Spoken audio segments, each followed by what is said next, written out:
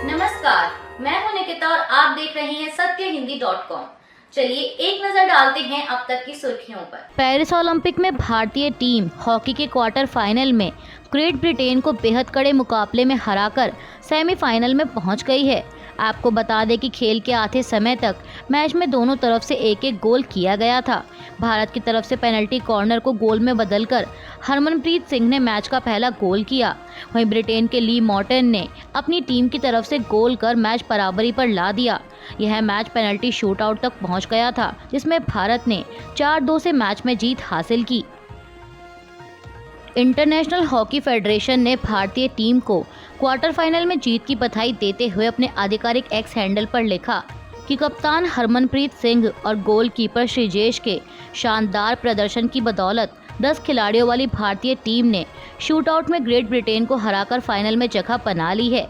दरअसल आपको बता दें कि इस अहम मैच के दूसरे क्वार्टर की शुरुआत में ही भारतीय खिलाड़ी अमित रोहिदास को रेड कार्ड मिल गया था, जिसके कारण उन्हें मैदान से बाहर जाना पड़ा और ये मैच टीम ने 10 खिलाड़ियों के साथ पूरा किया। वहीं हॉकी इंडिया ने भी भारतीय हॉकी टीम को बधाई देते हुए लिखा, एक फेमस जीत, क्या खेल था, क्या शूटआउट था। राजकुमार पाल ने विजयी पेनल्टी शॉट लगाया, हम सेमीफाइनल में हैं। केंद्रीय गृह मंत्री अमित शाह ने आज रविवार को चंडीगढ़ में मनी माजरा जलापूर्ति परियोजना का उद्घाटन किया। इस दौरान वहां लोगों को संबोधित करते हुए उन्होंने दावा किया कि 2029 में भी एनडीए की सरकार बनने वाली है। गृह मंत्री ने कहा कि एनडीए सरकार न केवल अपना कार्यकाल पूरा करेगी, बल्कि अगला कार्यकाल भी इसी सरकार का होगा। इस दौरान उन्होंने विपक्ष पर भी निशाना साधा। केंद्रीय मंत्री ने कहा कि उन्हें पता नहीं है कि कांग्रेस को 3 चुनावों में जितनी सीटें मिली थी, उससे कहीं ज्यादा सीटें इस चुनाव में लोकसभा चुनाव 2024 में बीजेपी ने जीती हैं। अमित शाह ने कहा कि इंडिया गठबंधन अस्थिरता पैदा करना चाहता है, उन्हें विपक्ष में काम करने का तरीका सीखना होगा। ये लोग बार बार कहते हैं कि यह सरकार चलने वाली नहीं है। मैं उन्हें आश्वस्त करने आया हूं कि ये सरकार अपना कार्यकाल पूरा करने के साथ साथ अगले चुनाव में फिर से सरकार बनाएगी।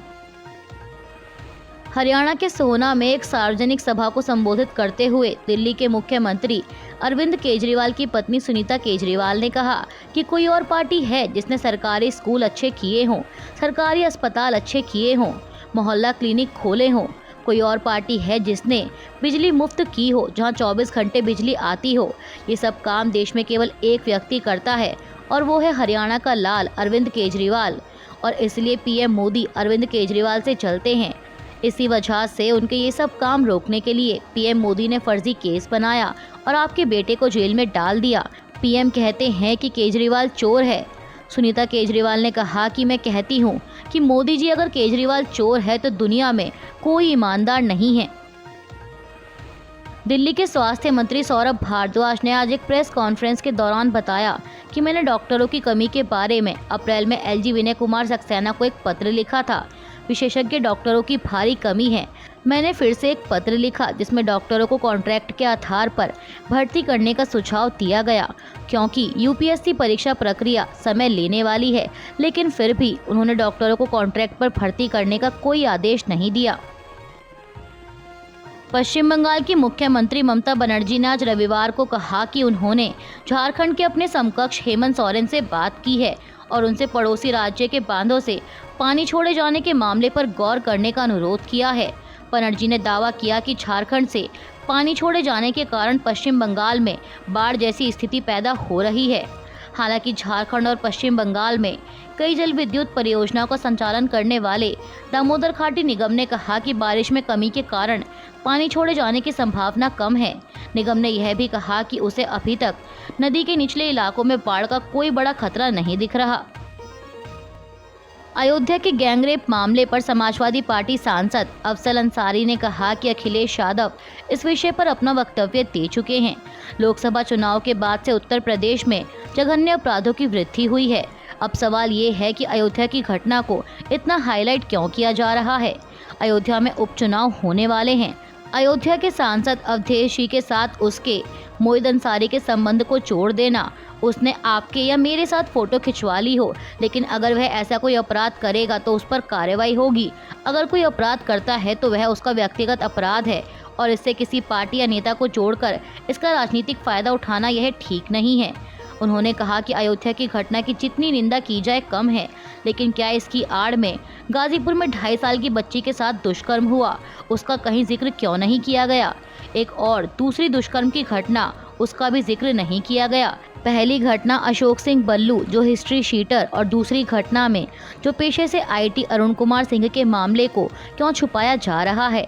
सपा सांसद ने कहा कि वह इसीलिए क्योंकि ये भाजपा के लोग हैं। अयोध्या के कथित गैंगरेप मामले को लेकर जारी विवाद के बीच केंद्रीय मंत्री गिरिराज सिंह ने विपक्ष पर जमकर निशाना साधा है। उन्होंने कहा कि अयोध्या में जो घटना हुई नाबालिग बेटी के साथ, उसे जुबान से बोलना भी पाप जैसा लगता है। केंद्रीय मंत्री ने कहा कि अयोध्या में नाबालिग के साथ दुष्कर्म करने वाला व्यक्ति मुसलमान है, इसलिए राहुल गांधी, अखिलेश यादव और तेजस्वी यादव और सारे टुकड़े टुकड़े गैंग की जुबान बंद है। उन्होंने कहा कि जब भारत के सनातन पर चोट करनी होती है तो ये सब एकजुट होकर सनातन को तोड़ने में लग जाते हैं। केंद्रीय मंत्री चिराग पासवान ने SC/ST में क्रीमी लेयर के बारे में सुप्रीम कोर्ट की टिप्पणी पर कहा कि सुप्रीम कोर्ट की जो ऑब्जर्वेशन है उस पर हमारी भी असहमति है और इस असहमति को हमने प्रमुखता से दर्ज किया है। इस बात से हम स्पष्ट हैं कि अनुसूचित जाति का आधार छुआछूत है, इसका शैक्षणिक या आर्थिक आधार नहीं है। ऐसे में इसमें क्रीमी लेयर का कोई प्रावधान नहीं हो सकता, क्योंकि आज भी उदाहरण एक दलित युवक का दिया जाता है जिसे घोड़ी चढ़ने से रोका जाता है। कई ऐसे बड़े नाम हैं जो बड़े पदों पर हैं, लेकिन उनके भी मंदिर जाने के बाद मंदिर को गंगा जल से धुलवाया जाता है।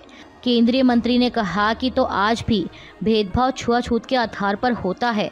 हम यानी लोक जनशक्ति पार्टी रामविलास इस मामले को लेकर सुप्रीम कोर्ट में पुनर्विचार याचिका भी दाखिल करने वाले हैं।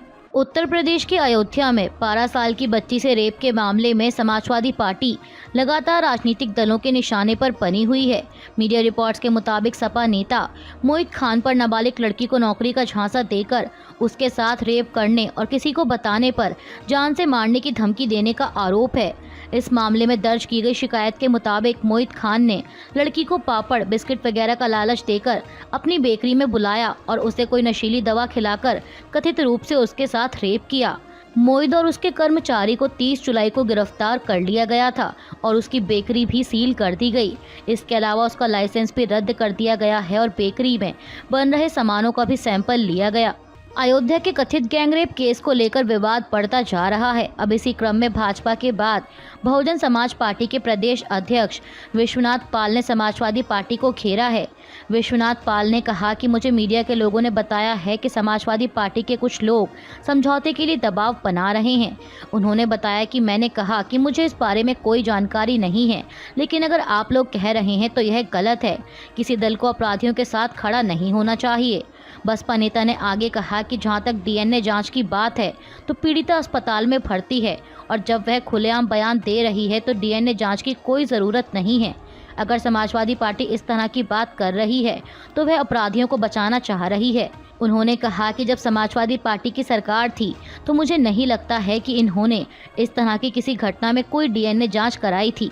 आपको बता दें कि इससे पहले यानी कल शनिवार को समाजवादी पार्टी प्रमुख अखिलेश यादव ने कहा था कि अयोध्या के भदरसा मामले में बिना DNA टेस्ट के भाजपा का आरोप दुराग्रहपूर्ण माना जाएगा।